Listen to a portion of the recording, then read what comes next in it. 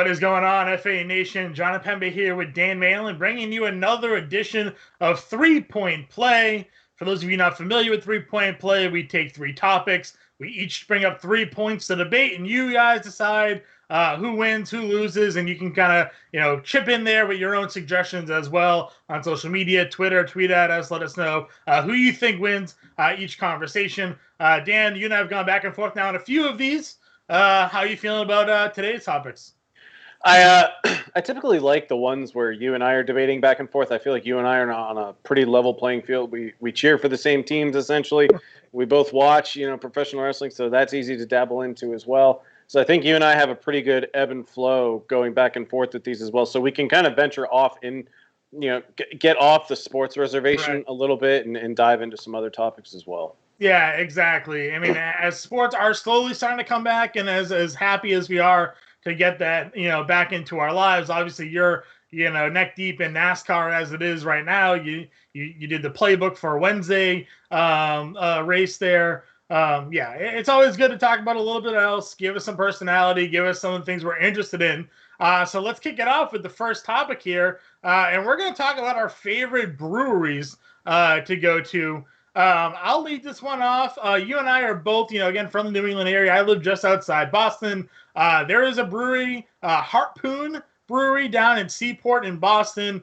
It is an absolute fantastic take if you're ever in the Boston area. When people are wondering what they can do, go check out the Harpoon Brewery. And this is why. Number one, fantastic brewery tour. You go through the entire thing. They show you how it all is made. It's a long tour. It's not kind of rushed through. And at the end, you get all the samples that you want. They have great craft beer there. And it's just a really great brewery tour if you're really into how all of, the beer and everything is made. Number two, their beer hall is fantastic once you're outside of the tour. It is basically a huge, basically open restaurant area with long tables. You go there with your friends, and something that I do frequently, and you can sit there, you can order a bunch of beer, you can play card games, board games. They sell them at the store if you want. You can literally waste the day there. My friends and I, we go down there, we'll drink, have a good time, and then we'll walk around Boston, go to a sports bar afterwards, and hit up a game. Great time for your friends if you're looking to kill a Saturday afternoon, especially during the winter where everybody's kind of stuck inside, not much to do. Go to the brewery. And number three, they make fantastic pretzels. They make pretzels to order. They have different flavors, and they have a dessert pretzel, which is cinnamon and sugar. It's fantastic. They have a Parmesan pretzel with a spicy marinara. Then, of course, they give you a regular pretzel there with the beer cheese. The pretzels there are just absolutely amazing. All reasons why Harpoon Brewery, far and away, the best brewery to go to. Oh, boy. Okay. Well, since you led off with Harpoon, because that was actually going to be one of mine. I've been to Harpoon Brewery. I can vouch for all the things you just said. What it legitimately does have the best brewery tour I've ever been on. I've been to a lot of local breweries where it's just there's 2 stops. It's about 30 minutes long. Harpoon takes you through the whole process. It's a legit solid hour-and-a-half long tour. It's phenomenal. But I'm going to go off the reservation here. I'm going to go with Karl Strauss Brewing Company in Southern California. Now, I've only been to these breweries one time, but it has literally one of the best food menus I've ever seen from a brewery. They offer proteins by the pieces or pound, which I think is kind of neat. They offer sausage and burger platters, duck fat pretzel bites, which are so good. They also offer crispy and fried Brussels sprouts. So legitimately, if you're looking for really good food at a brewery, if you're not a big beer drinker, this place still has really good food to go and try. I love the food. That's number one. Number two, the beer is actually really good. When I was in Southern California about a year ago, I had plenty of their Red Trolley ales. They also offer a ton of IPAs. If you're not really into the more hoppy IPAs like I am, they offer plenty of wheat beers like the Wind and Sea. They also offer some great seasonal beers. They have a line of beers that comes out every winter that's based on the 12 Days of Christmas, and you can buy. It's almost like a 12-pack, but it's like each beer is like its own day of the week or something. Have them all at once. Have one a day. I don't care. You drink responsibly. And number three, you can never complain about a brewery location in Southern California. They have locations in Carlsbad, downtown Los Angeles, Anaheim, Universal City Walk in Studio City, where kind of like the Universal theme park is. So I mean, you're at a brewery. It's beautiful all year round, nonstop, just great location. So I mean, if I have to go for a home run against Harpoon Brewery, I will go with a West Coast brewing company with Karl Strauss. I mean, that's definitely a good play there, and like you said, Southern California not hard to beat location wise. I mean, both of those are great options. I'm actually not the biggest beer drinker myself, but going to Harpoon Brewery, getting their Harpoon Seasonal, getting one of their pale ale combinations there for me is perfectly fine to kind of waste away the day. And again, it's for me. You mentioned, I mean, that food menu sounded fantastic. Harpoon really only has the pretzels, so you may have the edge there, but those pretzels, man, mwah, they are fantastic. So Harpoon's pretzels are so good. I mean, they work any day of the week, any time of year. And so if you're visiting Boston and you want to go on a brewery tour, skip Sam Adams for the time being. I know they have a location kind of opening up close to Faneuil Hall, but the Harpoon Brewery location in Boston, it's on the seaport. It's beautiful. Great sites, great food, great beer, great pretzels at least. But Harpoon Brewery is the tour to go on for Boston beer. Yep, definitely. Tell us about you guys. How about you? You have a favorite brewery that you want to kind of promote? Tell us if there's one that you know about that maybe Dan and I should go visit if we're in the Boston or Atlanta area, and we'll go check it out for sure. Dan, let's go to topic number 2 here that we're going to be debating. And I know we talked about switching up a little bit from sports, but here we have the game of baseball. There's a lot of things going on right now with baseball. Obviously, there's a contract negotiation between the players and the owners. We don't even know if we're going to get a baseball season at all, whether it's going to be, never mind the fact that it's going to be, delayed or shortened. But the question here is, do people still like baseball? What's your take here? Do you still like baseball? This is going to surprise a lot of people because I've taken part of a lot of mock draft armies for fantasy baseball. I live right next to a baseball stadium. I walk to Braves games whenever they're available. But I think right now, I kind of hate baseball. Number one, it's boring. It's my favorite sport aside from golf to take a nap to or sleep during. If a baseball game is on, if it's like a Thursday afternoon and I've got the day off and the Cubs and Pirates are playing at Wrigley Field in the afternoon, I won't watch it because it's a baseball game. I'll watch it because I know it's going to put me to sleep. The MLB, they'll get the ratings from my cable box, but my eyes aren't going to be on the game. Number two, the games are long and they're slow. This kind of ties back into the boring point. But MLB has been working to try and speed up the process. They failed miserably. The most obvious solution to shortening games is just going to be to cut an inning off. You can try to speed up the pace of play with a pitch count on pitchers. I think the best thing you're going to do to really take a chunk out of the game is literally just take an inning away. Number three, the labor negotiation has just been kind of rough. You've heard some good things. You've heard some bad things. Max Scherzer tweeted out last night that it seems like the MLBPA really doesn't want to negotiate with MLB anymore. The Players Association already agreed to 50% pay cut based on a prorated salary for half the season, and then the owners keep trying to come back and renegotiate or offer new deals, and the players just aren't taking it. So with the promise that the NHL sounds like they're going to come back, as we heard from Gary Bettman a few days ago, seems like the NBA could resume in Disney World. The NFL hasn't really announced anything, but I'm going to assume that they're still going. If I'm getting playoff hockey and basketball in June and July, and I've got the NFL coming up in the fall, what reason do I have to watch baseball? I don't really care for it. It's boring. It's long. I don't really care about the argument between millionaires versus billionaires.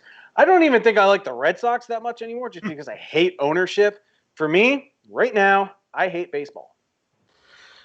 I mean, definitely the state of the game itself is a little discouraging, and things that you mentioned are certainly fair. But I, for one, I'm still a baseball fan at heart, and I think there are a lot of reasons why people themselves still look forward to baseball seasons. For one, it's a great game to go and watch. Now, I understand that it is a long game, can be 3-4 hours, but there's really no better atmosphere, at least in my opinion, of being out at an outdoor baseball field. A good game, a great day on a Saturday afternoon. You're outside, you can watch the Red Sox. It's good for the family. You can take them to a game, experience it. There's just a lot of openness there to me when I walk out of the tunnel to my seats and seeing, Fenway Park. Maybe it's the nostalgia for me growing up as a kid of all the memories there. But for me, I think just being at the game itself is a reason that people are still interested.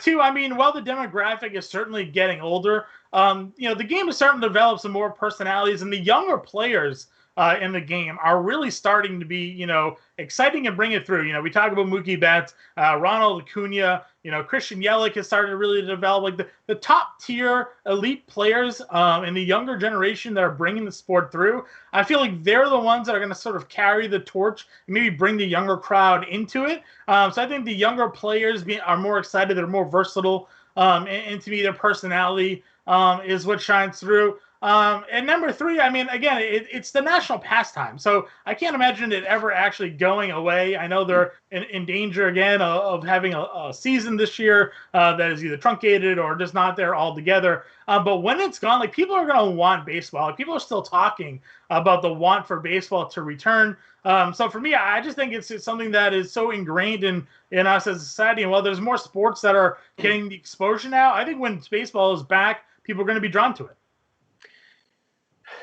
I understand that there's always going to be people that want the game back, but and this is going to sound like the ultimate millennial response, and I'm not going to apologize, but when I went to games last year, I went to about 6 games last year, and I only stayed until like the 8th inning, strictly because I wanted to see if I won the 50-50 or not. Other than that, I was mostly just kind of walking around, just kind of bouncing around from seat to seat, and I guess that is the beauty of Major League Baseball games, is like, I'm in an area where the games don't always sell out, so I can kind of sit wherever I want. I can stand in the outfield. I can just stand next to a bar if I want to. But for the most part, every time I went to a game last year, I just kind of wanted to bounce and leave by the end of the 5th inning. And man, it just comes back to the fact, like, there's so much non-action in a baseball game, especially if a pitcher is just dominating at the plate, which is still exciting. But it's just, when you're at the game. If I'm at home and a pitcher's dominating, that's pretty exciting. If I'm at the game and I'm just watching so many guys just standing around the outfield, just not doing anything, it's kind of just drawing and dull. And so for me, it seems more promising that we've got hockey and basketball coming back. I'm much more excited about just seeing those playoffs around the same time that baseball's happening. So for me, I don't know, man. I just don't care if baseball comes back or not at this point. And I mean, again, there's definitely people that are in your camp. But for me, when I'm at that game, I'm definitely not the one that leaves early. I'll stay until the last pitch. And I just leave early. For me, I just like being in the ballpark. So like I said, maybe there's some nostalgia to that. Like growing up, I went to a ton of games as a kid. I have a lot of memories there. And like Fenway hasn't really changed since I've been going. So for me, it kind of just holds true. But how about you guys out there? Are you losing interest in baseball? Are you still a baseball fan? Let us know. Who do you think wins the debate here? Are you on Dan's side that you're more excited for the other sports? Are you on my side that you think when baseball is back, it's going to draw that attention because people do like watching baseball? So let us know there. All right, Dan, we're going to finish this up. Final topic. Again, we're going to move off sports here. And it's a question that I think could have a lot of answers.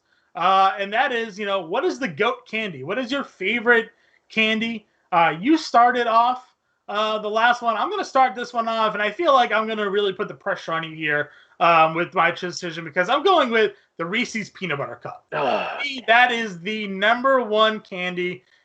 Far and away, it's the GOAT, in my opinion. Number one, has the best combination. You have your chocolate and your peanut butter. You have your salty peanut butter. You have your nice sweet chocolate there. Put them together. There's nothing better than those two combinations. People will strive to make a better peanut butter chocolate combination, and they can. Number two, Halloween, you get the mini pieces of the Reese's Cups. Or Christmas, you get the mini Reese's Cups.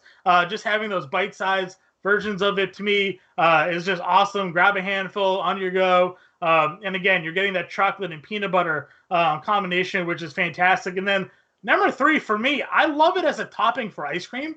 I'm not sure if you've had that before, but you can go to certain places now where they're kind of getting a little fancy. They're making their ice cream for you right in front of you. They're chopping up all the toppings. You get vanilla ice cream. You throw in some crushed up Reese's Cups. into your ice cream as a topping there. It's fantastic. It makes a great addition to a lot of different things there. So for me, just the versatility and the pure combination of that chocolate and peanut butter makes the Reese's Cup the number one candy. I'm going to even help you out a little bit further. For your number 2 argument, like all the shapes and variations that it comes in, I think I love the Easter egg one that comes out every year, and it's mostly just like an oval or it's shaped like an egg or whatever. So much peanut butter. Yeah, there's a lot of peanut butter in there. That's probably the most fun one to eat. But I'm going to say that Snickers are the best candy that's available. Number 1, it's just a classic combination of chocolate, caramel, and peanuts. Snickers Original is by far still the GOAT. Number 2, Snickers Bites at a movie theater. Now, you can't take a whole Snickers bar into a movie theater and just – because if you take a whole Snickers bar, you'll be done with it before the previews. But they come with, like, little miniature bites now, which are just as good as the original. You still get the chocolate, the caramel, the peanuts. I mean, there are, like, alterations that they made to it throughout time. And number 3, if you've ever frozen a Snickers bar and eaten it, or just gotten like the Snickers ice cream, those are good too. But like freezing a Snickers bar is still just as good.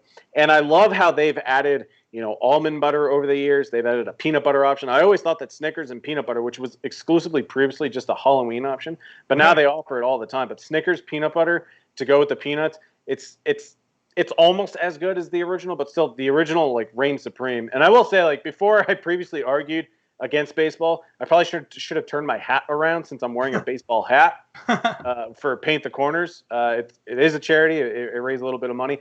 But for me, I'm still going Snickers. I love Reese's. I can't really say anything bad about a Reese's cup. No. But I'm going to go with Snickers. It's the one it's probably like the first candy I remember having at like a sporting event of some kind. Like I chose that over Reese's and blew my mind from day one, and I've been getting fat on them ever since.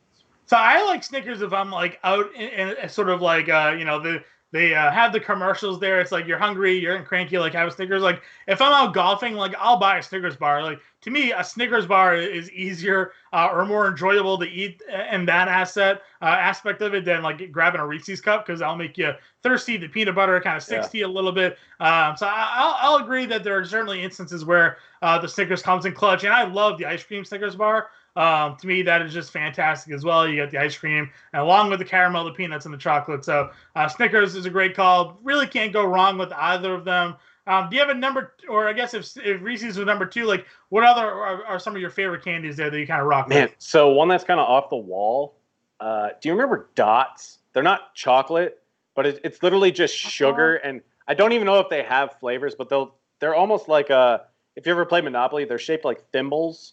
Okay, yeah, and they're just really sweet, and that, like, when you chew them, they get stuck between your teeth. I kind of like that about it, as psychotic as it is of me. But Dots would, strangely enough, be my number 2, even ahead of, man, what else is there? Like M&M's, Skittles, or something like that. I would go with Dots.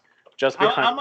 I'm a big Nerds fan. I like the sourness of Nerds. So like if I'm not going for like the savory of the peanut butter Reese's cup there, if I want like a sour candy, I'll go with the pack of Nerds and kind of crush those down. Super sugar high, but just kind of I like the sourness of a Nerds pack. So for me, it's definitely in the conversation. But how about you guys out there? What's your favorite candy bar? Are you Team Snickers? Are you going to be Team Reese's Cup?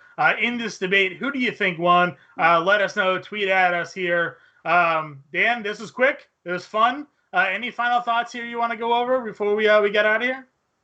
Oh, man. Excited to have hockey back. I love the plan that they have in place. I love that the Bruins are locked into a top 4 seed. I don't think that they should have to play for their seed. I think they should just be rewarded the number 1 seed, but that's just my totally, completely subjective and biased opinion.